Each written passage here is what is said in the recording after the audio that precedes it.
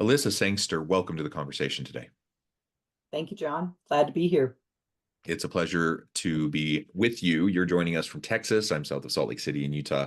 And today we're going to be talking about the issues affecting women's abilities to seek, prepare for, and attain business leadership positions. Now, obviously, there's a lot to unpack there. We only have a little under a half hour to explore this, so we're only going to scratch the surface. But there are some really important issues that we can highlight. And we really encourage the audience to carefully think about this, whether you're a female looking to advocate for yourself or others, whether you're a male trying to be an ally. I think all of us need to do a better job of better understanding how we can support women to give them an opportunity to have the types of leadership roles that they deserve and that they're going to be excellent at and excel in. As we get started, I wanted to share Elissa's bio with everybody. Elissa Sangster serves as CEO of Forte and brings to the role extensive knowledge of issues affecting women's abilities to seek, prepare for, and attain business leadership positions, drawn from her prior experience as assistant dean and director of the MBA program at the McCombs School of Business at the University of Texas at Austin. There, she oversaw all activities related to the full-time McCombs MBA program, including marketing, admissions, student services, and alumni relations. Before McCombs, Elissa was assistant director of the MBA program at Texas A&M University's May School of Business. Elissa currently serves as treasurer and board member for the 30% Coalition. She is past chair of the Graduate Management Admission Council Annual Industry Conference and formerly served as the chair of the MBA Student Services Professionals. Elissa sits on the board of Forte as an ex officio member. She enjoys reading, running, cooking, and is a champion for women in business. I love everything about that. A pleasure to have you. Anything else you would like to highlight by way of your background or personal context before we dive on in? Sure. John, I have been doing this for 20 years, this particular role at Forte. So I was the first employee when we got this organization started. So it's interesting to hear the background. And then, of course, just the work that we've been doing over these last 20 years to see the arc of all that's been achieved. So anyway, thanks for sharing that. Excited to continue our conversation. Very good. Very good. All right. So why don't we start just by framing up really what you think are some of those core issues. I have some other questions we're going to explore, but if you were to highlight, say, 3+ core issues that you think are the most impactful, the biggest roadblocks, what creates that glass ceiling, or other challenges. The glass ceiling would be a little easier to push through. I think that what originally, when we started this organization, what we saw was that women looked around and didn't really have a lot of role models of leaders who they wanted to emulate and who they aspired to be like. We also heard from them that when they thought about their career and their future, there wasn't really a lot of people that were saying, oh, business careers are amazing. And here's how you do that. And here's the steps to attaining business leadership roles. They were, concerned about also like the reputation of business. Like, what is it that I'm actually getting myself into? Am I going to be able to do something good and meaningful with this career path? And those things kind of were clouding people's understanding of what a business career looked like. And it's easy to be a doctor or a lawyer. Those you have those in your head. They're on TV. You meet them in your daily life. Maybe attorneys not so often, but doctors every day. And so what does that mean to be in business? What does it mean to be a consultant? What does it mean to be in finance? Those were a little bit more foggy for people and for women in particular. So again, as you start out on that journey, I think that was our first concern, was how to demystify and how to really open doors and help women connect with business as a career, as a potential education pathway, and then also into those leadership positions. Yeah, that demystification, very, very important, especially, we're well into the transition that we saw in our economy in terms of female participation in the labor force. We're decades into this, right? But we still see major gaps in terms of wage disparities, in terms of women in leadership roles, either in C-suite or on boards of directors, et cetera. Right. So there's still a lot of gaps, despite women actually making up more than 50% of the labor force in many parts of the country and even other parts of the world. And I think here in Utah, the last I saw, I think it was something like 54% of the labor force in Utah is female. Right. Um, but we tend to rank at the bottom, in number one, two, or three spot for the worst in whatever category, for female equity, leadership, pay differential, all those things. Like, we have more women in the workforce than men in Utah, but disproportionately they are having worse experiences. They have worse opportunities, etc. So we need to do better. We can do better, and demystifying all of that and helping women understand, what options are available, why they're appealing, how they can qualify for those opportunities, etc. Is in some cases a mindset shift. In some cases, it's breaking down barriers and systems that are holding people back. There's a variety of reasons, right? But Right. ultimately, that demystification, I think, is really going to help start with that initial mindset shift.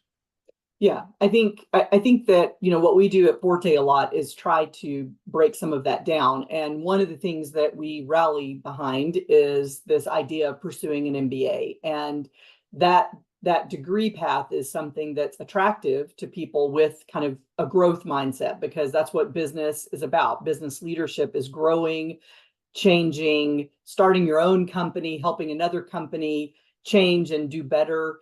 And I think that women going through that program, it also leaves you on the back end of the MBA with a feeling of confidence, a feeling that you can change things, that you're equipped and ready to go out and meet those challenges and make a difference in the world.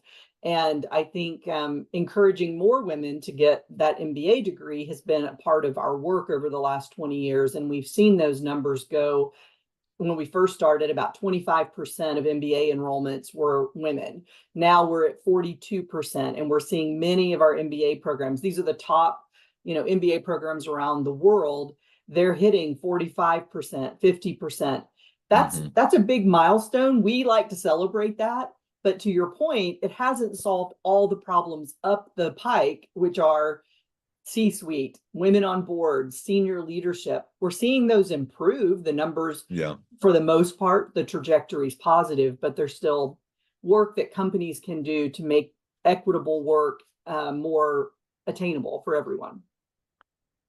Yeah, and maybe a piece of this, just to highlight, is the impact of the pandemic. You probably know more details about this than I do, but I remember reading some reports, maybe a couple years ago, 2022-ish, that we're starting to look at the impacts of the pandemic on women in the labor force, women in leadership. And the general consensus seemed to be that the pandemic had pushed back the dial, a generation. So all the gains we had made, we lost quite a bit of those gains during the pandemic because women disproportionately were, doing more childcare, Childcare, elder yeah, care, leaving work to be able to do those things, schooling their kids at home during the pandemic, etc. Disproportionately, that fell on women and moms, and that set them back, right? sure. Any thoughts on that? Yeah, I mean, I think we saw for sure there was a blip where that was absolutely the case. And I do think women felt the brunt of some of those responsibilities during the pandemic.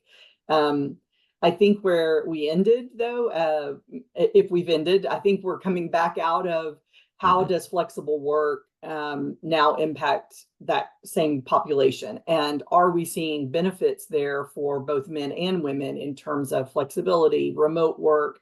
Companies radically changed their position on flexible work. I mean, radically. And it took the pandemic to do that. We would have wanted this 10, 15 years ago, but there was no impetus for companies to actually make change. And the workers had to have the power in that scenario for it to really play out the way it did. And it didn't hurt that the pandemic had a lot of influence as well.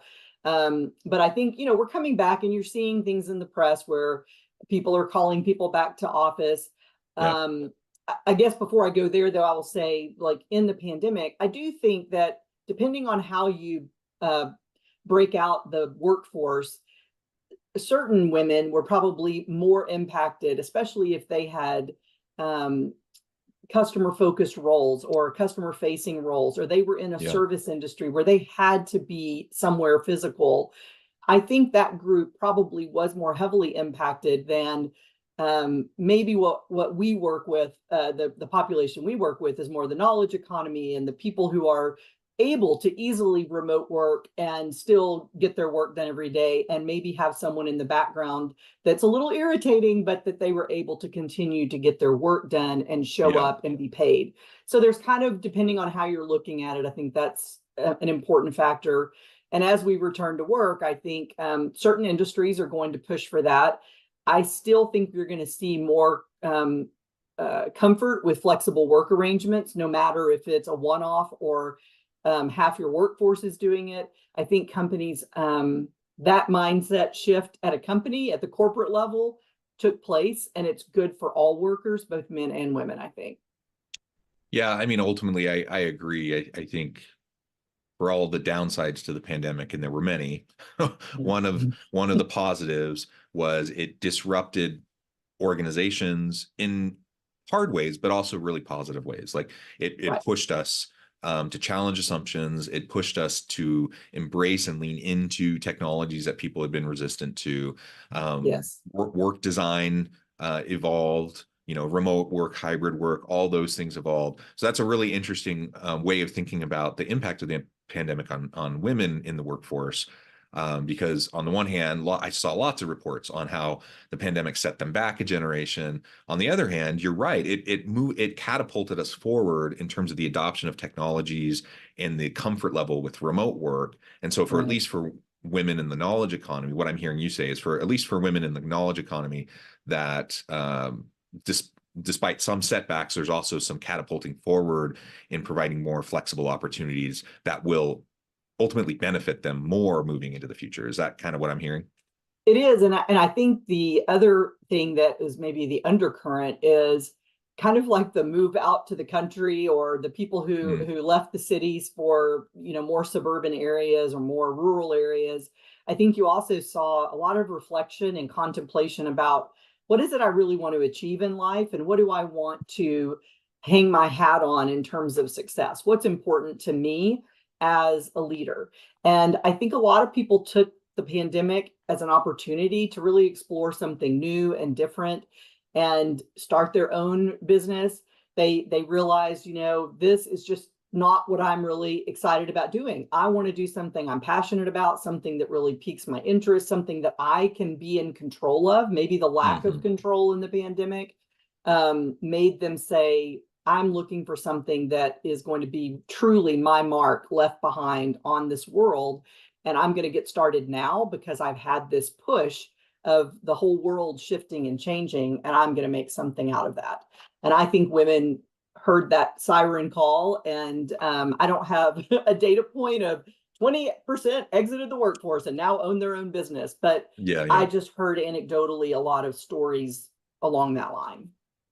Yeah, which again, it's not for everyone, and we're not suggesting for women to be empowered they have to like leave the corporate No, world and start their own business, that's right? Like true. No, no. everyone's situation is different, but it is great that there has been more of a realization and acknowledgement of the range of opportunities Exactly. that people have had, and I think that's fantastic. So whether you decided to stay at the place you had worked, whether you switched jobs to a different company, whether you had decided to hang your own shingle and do your own thing and start your own business. I mean, all of those are completely valid choices, and just the fact that we have a range of opportunities to really do cool, great things, that's empowering. That's Exactly. exciting. So I think that's wonderful. Something you referred to a minute ago was this idea of the return to work mandates. So Mhm. more and more, we've seen some high profile ones like Elon Musk. He was one of the first to start doing it, and that got a lot of press. But over time, more and more organizations have started to push those return to office mandates. And one of the biggest drawbacks that I've heard people identify based on those is how it disproportionately negatively impacts women um, who disproportionately benefit from flexible work arrangements because of things like childcare, elder care.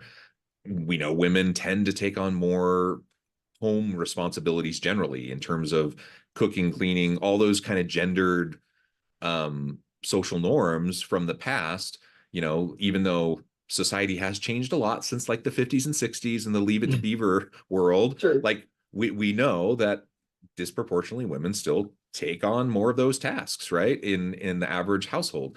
And so for all those reasons, remote work continues to be a really powerful mechanism to give women opportunity to level the playing field. And when there are these return to office mandates, regardless of the reason, regardless of the necessity, we could debate that all day long, whether they're good or bad or if they're necessary, Yeah. whatever. But like if they're there, one thing we have to acknowledge is that yes, it's going to have a disproportionate impact on our female workers. And that's Right. something I think organizations and leaders need to wrestle with. So if they really think that a return to office mandate is necessary, um, be ready to articulate that. Be ready to explain what those reasons are. I don't think workers generally are completely opposed to working in the office. No. I have a job where I can work. I tend to be in the office every day, but I do have tons of flexibility and I can be remote. I can't, it's more, I end up being more hybrid by choice. But the reality is, we're just in a different age. People tasted the sweet fruit of flexibility and they don't want to give that up. Exactly.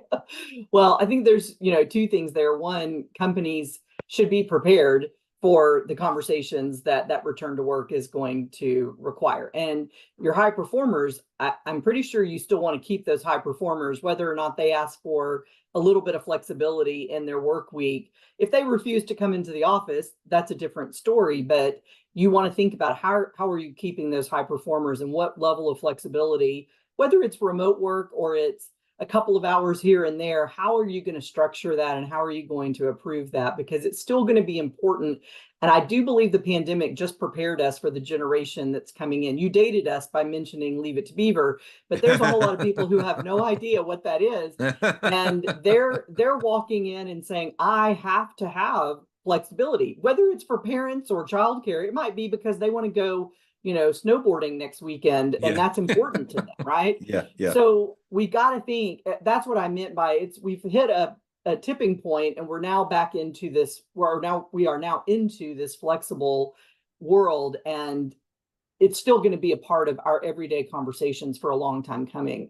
You also mentioned work at home and allies. We introduced at the beginning of the call of this podcast, like, what is it that allies can do? And that's one of the things, is to really think about how is that responsibility structured in your home? How is it that your significant other takes on these roles, and what are you doing? And really having those very open, transparent conversations, because that will do more for changing the way we approach work and the pressures that are on each of us in our business life compared to our home life. So Yeah. encourage Excellent. those conversations. Yeah. Yeah, excellent point. Something else you've referred to, with kind of the moving out of the city, going to the rural areas, the farms, that's certainly something that we saw, especially in really dense places. Like I can't tell you how many people I talked to during the pandemic who like lived in the Bay Area, Silicon Valley, who are like, nah, I'm done.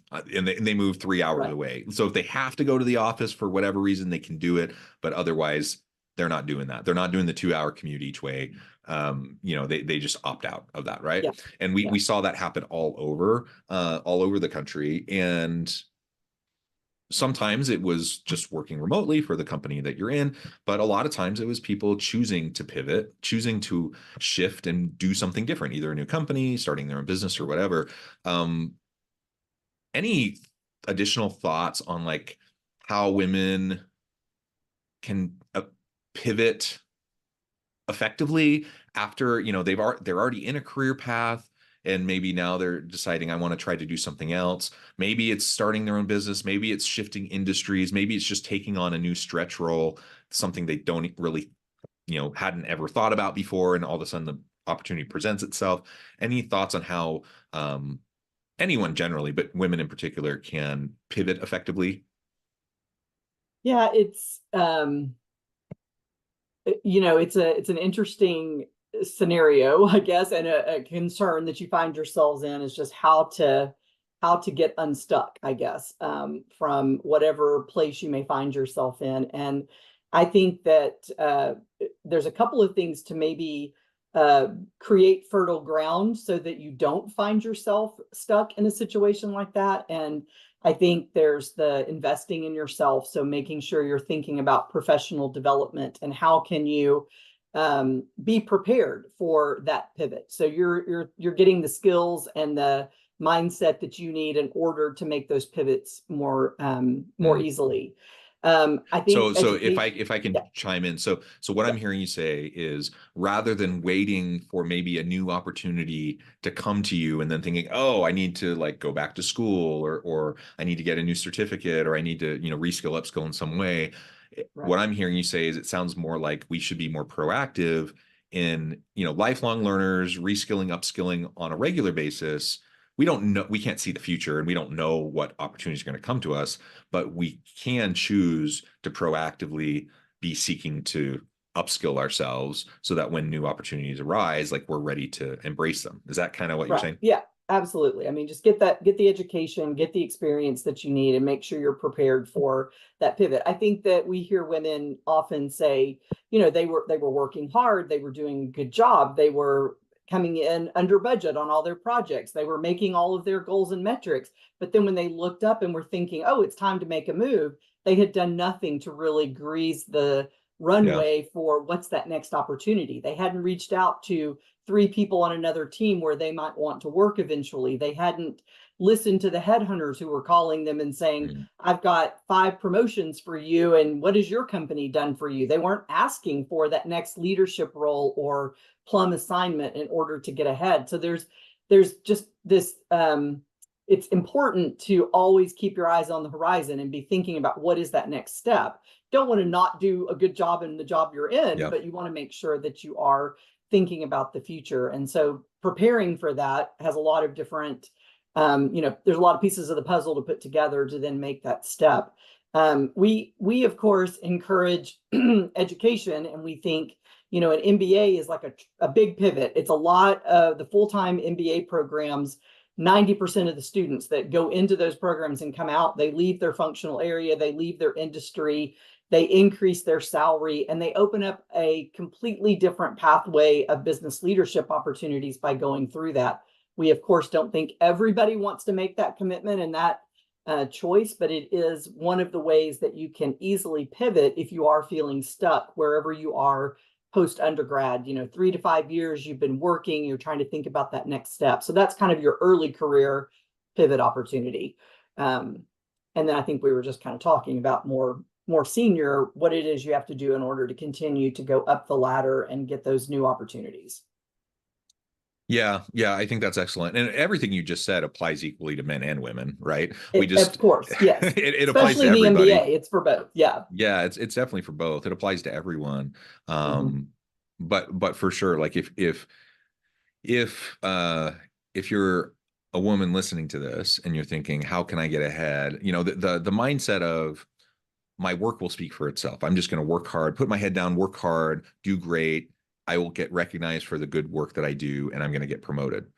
Sometimes yes, but a lot of times that doesn't quite work out. And I'm sure that everyone can think about either examples in their own lives or examples for loved ones or friends, family, whatever, where that hasn't worked. Like you do have to proactively be the CEO of your own career and map out your own opportunities for growth because you can't expect other people to do it for you. Right. Also, we know that again, disproportionately, leadership roles, senior leadership roles have gone to men. Board roles have gone to men. The world is littered with subpar um, men in leadership positions who are like promoted to their level of incompetence, the Peter principle. So like that happens all the time. We also know Mhm. there's lots of research on how men are more likely to put themselves forward for a role, even if they have no experience or no skill set or background in that area, whereas women tend to, feel on average, thinking, if they see a job posting, do I meet 90+% of those requirements? And I'm not even going to bother applying Right. until I do. So Right. those kinds of differences mean that this kind of conversation is extra important for females, and it's important for men to recognize this, so that when you're in roles of authority, of power, and influence, that you can use your privilege to support the equity that I Right. think we all want ultimately, yet doesn't often happen because of the systems that are in place within our organizations. Right. And I mean, we've talked about if women are busy with their head down, getting their work done, and they don't raise their hand as a leader, making sure that you are aware that that is somewhat of a expectation that women are not going to do that. So you need to make sure you go and say, it's time for you to raise your hand, or I have this assignment. And just making sure that you're thinking about all of your people, not just men and women, but all of the other intersectionalities of Yeah, how yeah, people approach work. And I think the onus is on leadership and companies to create a work environment where all of the employees are going to thrive and advance. And that means there's nuance there. It's not one way. And business was created 100 years ago when there was only one way, because all of the men that came together to create those businesses, it was very comfortable for them to do it that way. But as everybody else entered the workforce, we've not adapted as quickly as we need to give everyone those opportunities for advancement. So I think that's right on. yeah, absolutely. Well, this has just been a really great conversation, Elissa. I know that you're going to have to go here in just a minute. Before we wrap things up, I wanted to give you a chance to share with the audience how they can connect with you, find out more about your work, your team, and then give us a final word on the topic for today.